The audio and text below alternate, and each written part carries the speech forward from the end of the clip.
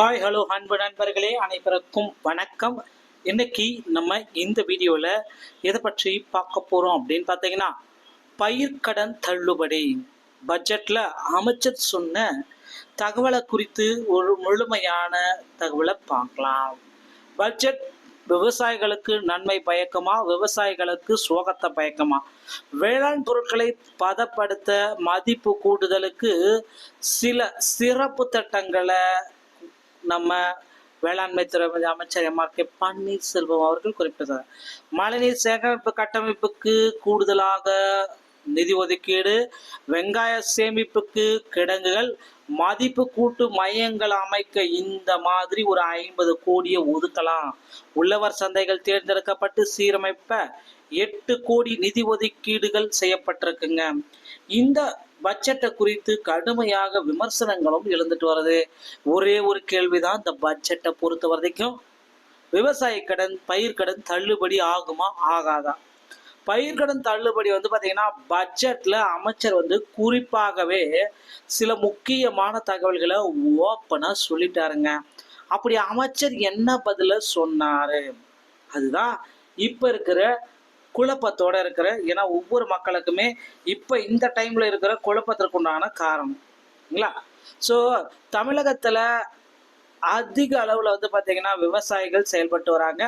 So மக்களுக்கு உணவு குறைந்த விலையில் கிடைக்கும் பெருகி வரும் அலங்கார உலகில் தற்சமயம் இந்த விவசாயிகள் இறப்பு அப்படின்றது எந்த அளவுக்கு குறைக்கப்படுமோ அதன் பிறகுதான் பார்த்தீங்கன்னா தமிழகத்தில் விவசாயிகள் கூடுதலா ஒர்க் பண்ணுவாங்க. சுய தொழில்களை மேற்கொள்வதற்காக 10,000 மீனவர் மற்றும் மீனவர் உணவுகளுக்கு விவசாய கடன் அட்டை வழங்கப்படும். இதன் மூலம் ஊரக பகுதி வேலைவாய்ப்புகள் அதிகரித்திடும். தமிழ்நாட்டில் 46 மீன் பண்ணைகளில் ஆண்டுக்கு ஒன்றுக்கு 12 கோடி மீன் விரலைகள் உற்பத்தி செய்யப்படுகின்றன. அதிகரித்தும் மீன் விலைகளின் தேவைகளை கருத்தில் கொண்டு புதிய தாய் மீன்கள் கொறுப்புதல் செய்யப்படும் அப்படின்றதையும் குறிப்பிட்டிருக்காங்க. உற்பத்தி செய்யப்படும் ஊரக வளர்ச்சித்துறையின் கீழே கட்டுப்பாட்டில் இருக்கிற மீன்களுடைய ஒரு தரத்தை மாற்றி அமைக்கலாம். ஸோ இவர்களுக்கு விவசாய கடன் இவர்களுக்கும் தள்ளுபடி ஆகும். ஸோ விவசாய கடன் கூட்டுறவுல யார் யாரெல்லாம் வைத்திருக்கிறார்களோ அவர்கள் அனைவருக்குமே விவசாய கடன்கள் அனைத்தும் தள்ளுபடி. பயிர் கடன்களை குறித்து முக்கியமான பட்ஜெட்டை நமக்கு கொடுத்துட்டாங்க. ஸோ விவசாயிகளுக்கு இந்த பயிர் கடன் தள்ளுபடி எப்பொழுது கிடைக்கும்? விவசாயிகள் பயிர் கடன் தள்ளுபடி தமிழக அரசு வெளியிட்ட முக்கிய தகவல் என்ன அப்படின்றத பார்க்கறதுங்க. முதல்வர் ஸ்டாலின் தலைமையிலான அரசு தேர்தல் அறிக்கையின் கடன் தள்ளுபடி செய்வதாகவும் விவசாய கடன்களை தள்ளுபடி செய்வதாக அவர் தெரிவித்துள்ளார். தேர்தல் அறிக்கையிலே பார்த்தீங்கன்னா இதை குறிப்பிட்டு தான் வாக்கு கேட்டிருக்காங்க.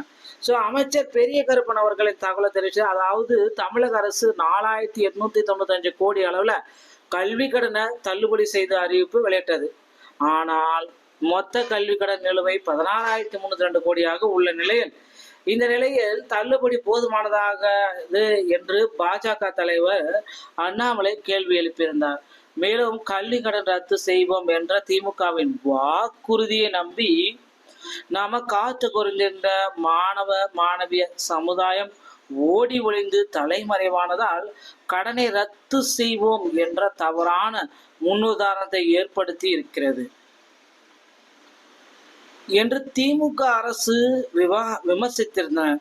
மேலும் அப்படி இதற்கு பதிலளிக்கும் வரையில பெரிய கருப்பன் அவர்கள் வெளியிட்டுள்ள அறிக்கையில தமிழக முதல்வர் ஸ்டாலின் பொறுப்பேற்றவுடன் தேர்தல் அறிக்கையில் அறிவிப்பு எண் 33 தெரிவித்துள்ளபடி கடன் தள்ளுபடி செய்யப்பட்டுள்ளதாக தகவல்கள் தெரிவிச்சிருக்காங்க.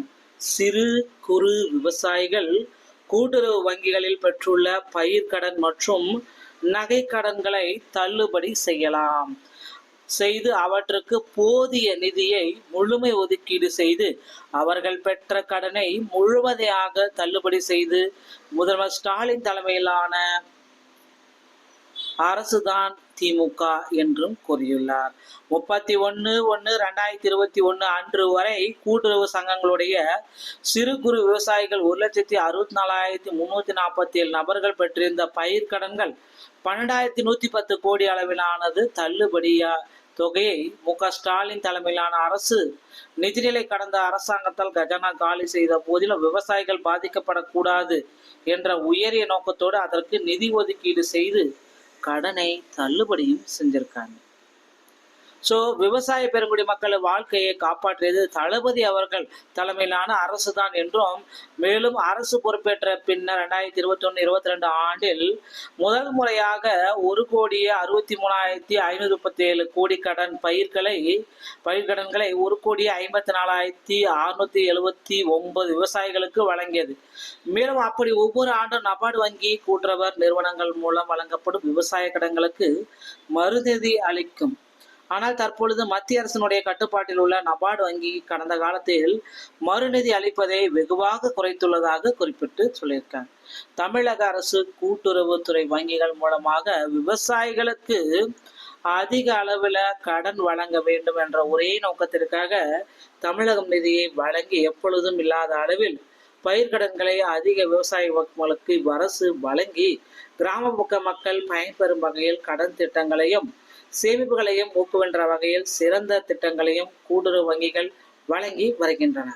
ஸோ விவசாயத்திற்கு பயன்படுத்தப்படும் வகை உரம், விதைகள் போன்றவை தமிழ்நாடு கூட்டுறவு இணையம் மூலம் மானிய விலையில் தரவுள்ளதாகவும் அமைச்சர் பெரிய கருப்பன் குறிப்பிடலாம். ஸோ இந்த மாதிரி தாங்க தற்சமயம் குழப்பத்தில் தான் இருக்காங்க. எல்லாருமே எதிர்பார்த்த மாதிரி பயிர்க்கடனை தள்ளுபடி செய்வாங்களா மாட்டாங்களா?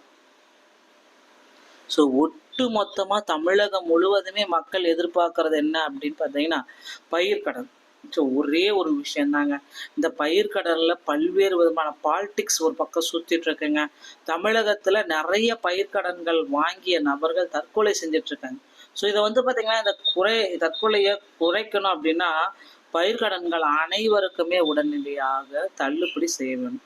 ஸோ அவங்க 5 லட்சம் வாங்கியிருந்தாலும் தள்ளுபடி பண்ணணும், 20 லட்சம் வாங்கியிருந்தாலும் அதை தள்ளுபடி பண்ணணும். நிறைய பேர் பார்த்தீங்கன்னா கோரிக்கை வச்சிருக்காங்க அரசுக்கு. அரசினுடைய கோரிக்கைகளை ஏற்று விரைவில் பார்த்தீங்கன்னா எதிர்பார்த்த மாதிரி புதிய விவசாய கடன்கள் பார்த்தீங்கன்னா தள்ளுபடி பண்ணுவாங்க அப்படின்ட்டு எல்லாருமே நம்பலாங்க. தள்ளுபடி எப்படியெல்லாம் நடக்கும் அப்படின்றது ஒரு குழப்பத்தோடயே இருக்கும். யாருக்கெல்லாம் இந்த தள்ளுபடி வாய்ந்த நபர்களாக இருக்க முடியும் அப்படின்ற குழப்பத்தோட இன்றைய நாள் வரை இருக்குங்க. ஸோ யாருக்கெல்லாம் புதிய தள்ளுபடிகள் கிடைக்கும் அப்படின்னு பார்த்தீங்கன்னா 1/1/2025 முன்னாடி வச்ச அனைத்து நபர்களுக்குமே 100% தள்ளுபடி கிடைக்கும். இதில் எந்த விதமான சந்தேகமும் கிடையாது, மாற்றுக்கூறும் கிடையாதுங்க. ஸோ இந்த விதிமுறைகள் அனைத்துமே பின்பற்றி நம்ம எல்லாருமே எதிர்பார்த்த மாதிரி விவசாய பயிர்க்கடன்கள் அனைத்துமே தள்ளுபடி செய்யிருக்காங்க. தமிழ்நாடு முழுவதுமே பார்த்தீங்கன்னா விவசாய கடன்கள் பயிர்க்கடன் மேலே வாங்கியிருக்கு. அந்த பயிர்க்கடன்களை ரத்து செய்யலாம் அப்படின்ற அளவுக்கு யோசனைகள் போயிட்டுருக்கு. ஏன்னா கொஞ்சம் பேர் தான் திருப்பி கொடுத்துருக்காங்க, மீதி யாருமே பார்த்தீங்கன்னா பயிர்க்கடனை திருப்பி கொடுக்கல. இதனால இந்த பயிர்க்கடன் கட்டலாம் அப்படின்ற ஜீவோவை ரத்து செஞ்சுட்டு விரைவில் தமிழக அரசு ஒரு புதிய அறிவிப்பை வெளியிடுவாங்க அப்படின்றத எதிர்பார்க்கலாம். இந்த தகவல் உங்களுக்கு பிடித்திருக்கும் பட்சத்தில் நம்முடைய சேனலை இணைந்திருங்கள். மீண்டும் ஒரு நல்ல தகவலோடு நான் உங்களை சந்திக்கிறேன். நன்றி, வணக்கம், தேங்க்யூ.